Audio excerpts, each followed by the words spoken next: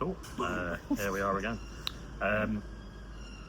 We've gone with our only draft cider this time. This is Pilton Murmuration, Pilton from Somerset, and it's a Keeved cider. So it's the only sparkling cider we have on tap. We do have some bag-in-box, we do have some bottles, but the only sparkling cider we have on tap. And keeving is an old English method of stopping the fermentation a little bit early. So you're left with some unfermented sugars, and those unfermented sugars re-ferment in the vessel to give natural carbonation. And it does leave a little bit of residual sweetness. This one's actually finished with quince, so that adds a bit of tartness, I guess a bit of dryness. So in theory, it finishes more kind of medium. But Yeah. let's see. Listen, I know I've had a few pints of that in here before, over the summer. Yeah. But yeah, that is nice. Yeah, it is lovely. I mean, See, I wouldn't have guessed it if you'd have... Sorry, I wouldn't have guessed quince, but now that you've said quince, maybe it's just the power of suggestion, but I can taste quince in that. You know, like the sort of membrio, the sort of things that you get with your cheese board? Yeah, It's that sort of type of quince that I get on that one. yeah. I'll be honest with you, I couldn't even identify quince. Yeah. If you put quince in front of me and I taste it, I'll be like, what the fuck is that? Yeah. But it's lovely. And I do think it does that job of taking the slight sweetness edge off. Yeah, lovely. So yeah, a lovely Somerset cider. Somerset. Somerset. And available all year round. Although, like, cider's weird, isn't it? Because it's like very seasonal. Yeah. It's almost like lambic. It's like we only brew it when there's a full moon. Yeah, well, it's weird. Like sometimes I talk to JD from Stenton Cider Company, and I'm like, "Oh, what are you up to today?" It's like, "Oh, I've just got some cider, like apple juice that I've got from lockdown, still sort of that I just need to finish off." And it's "Oh wow, you're working that far ahead." Do you know what I mean? Like, or behind, even, should I say? Like, yeah, I mean, it just goes forever, doesn't it? I guess Pilton fall into that bracket of what certain people have deemed fine cider, which I quite like as a term. You know, it aligns it more with natural wine than, I guess, more sort of traditional, like, real but ciders. it's like Little Pomona have done that as well, isn't it? Yeah, where the bottles sort of look like that, and it looks almost like a champagne type bottle, doesn't it? Where it's sort of Yeah. The I mean, I guess I get it not just from a marketing sort of branding perspective, but it does make sense on that level. I think this the sort of things that are quite easy you could get onto the menu at a restaurant, and certain places do. But yeah, also it just kind of it presents it in a way that's like almost deserving of the product. Yeah. I think that's the thing that cider has struggled with for a long time. It's always had a bit of an image problem. Yeah. But Tom Oliver's cider, I read an interview with him a while ago, and he basically said if he was making natural wine, he would be charging 40, 50 quid a bottle. Yeah. He makes cider in exactly the same way, but because it's cider, you can't really go much north of £10. Yeah. So, you know, that is the market, dictating that, I suppose. But we have this on as our house cider. We sell an awful lot of it at a very reasonable price point, and it's a lovely cider. What better to pair cider with than pork scratchings? Pork and apple, traditional pairing. Do you know what I mean? Doesn't look classic. I don't know a great deal about Midland snacks, but we're about to find out. So this works.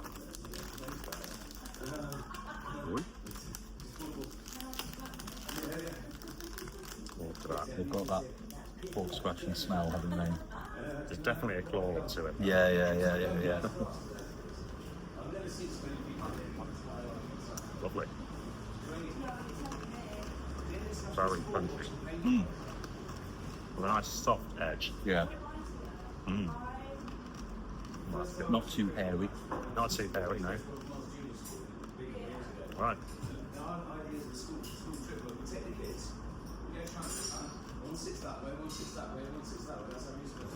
Yes. That is pork and apple. I wonder if you could make an apple sauce out of goats and something. I can't imagine why you wouldn't be able to. No. Probably just maybe make a syrup out of it, boil it down first with a bit of sugar, and then just add it to some apples that you've baked, like and sort of mushed through. Yeah. Yeah, I really like that.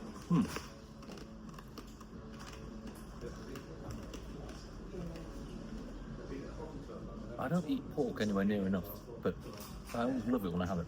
So, And it's always really like you can buy like a big long, is it like a loin?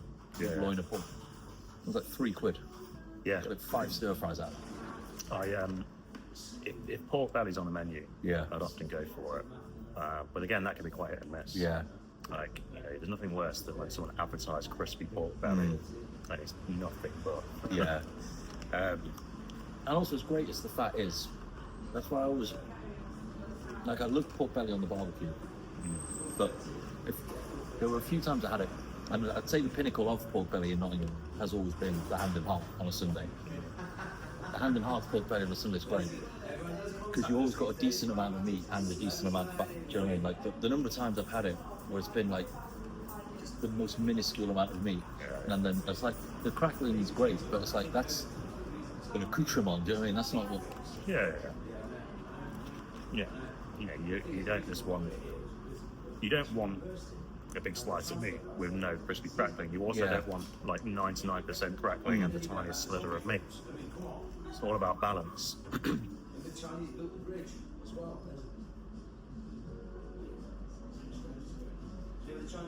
Talking of balance, that's love it. Just great, a great balance of two lovely things.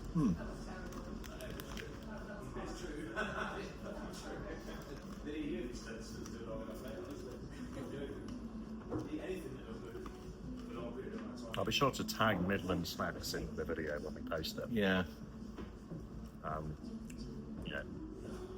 Who knows what traction that's going to bring. Oh, I mean, it'll explode. Snacks are banging, aren't they? Yeah. Snacks are great. Cider's lovely. I always forget like how good cider can be. Yeah. And it's like, through the shop we've always had a steady flow of good quality cider. Yeah. I went through a period of picking up nearly every single Oliver's bottle that we had in Pilton as well. Little Pomona, really nice producer down in Devon called Find and Foster. I think you've mentioned them to me before. Yeah, they basically they travel around the countryside discovering abandoned orchards. Oh, okay. Orchards are quite big, aren't they? Well, they can be, but like they basically identify them as, a load of apple trees that haven't been tended to and overgrown, and they find out who the landowners are, and they ask permission to harvest the apples. Yeah. And then they make cider out of it. Often they don't know what varieties they are because they don't know the history of the land. Yeah, fair play. But they've made some pretty banging cider from the ones I've tried. It's actually quite a fascinating process once you would get into it. On Saturday, I was at the Old Shoe Beer Festival in Sheffield, at the Old Shoe. The co-owner of that, I can't remember his name, it's Matt and another fella. The other fella's American, and he's a cider maker. And he had a load of brewers who were actually sat with him, and he was like discussing the cider making process with them, and it was like pretty fascinating. Yeah. You know what I mean, like, because obviously Julio up at Junkyard and Kilpin, he's got Langer ciders. We've got one in the fridge at the moment. A bag and box. Yeah. Yeah, Langer cider's fantastic. I'm not just saying that because I'm friends with Julio. Do you know what I mean? But No. because I'm not, I think he's a bit of a twat. Wow. I don't. He's too old to have Instagram on, and so he won't see that. We've got his Lambic. Yeah. Oh no. I guess is a play on like lambic, so like wild fermented, spontaneously fermented cider. They're quite dry, but very interesting. Because it is the not long left now, 10 days left. It's the throughout August. It's the Camera Cider Saunter, which is a trail that Camera organise, I think nationally, and people come in to any pub that's on the trail, sample the ciders that are available, and famous sticker Yeah. to complete the saunter. Do they get anything for that? I don't think so. No. No, just the What a waste of time. just the honour of having completed the trail. Yeah.